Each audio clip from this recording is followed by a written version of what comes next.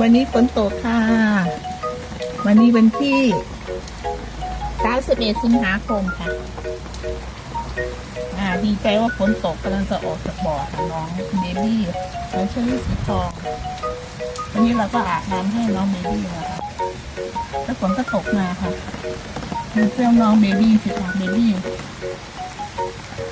กำลังเตรียมจะออกจากบ่อแล้วเพราะฝนตกดีใจว่าฝนตกน้องเบบี้เชอรี่สีทองค่ะร้านนี้ค่ะนี่เป็นบ่ออนุบาลค่ะ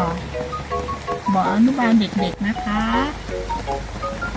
เด็กๆก็จะออกจากบ่อค่ะเพราะว่าฝนตกดีใจมาก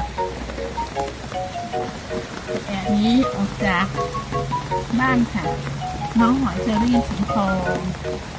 บ้านสวนจริงฟาร์มค่ะ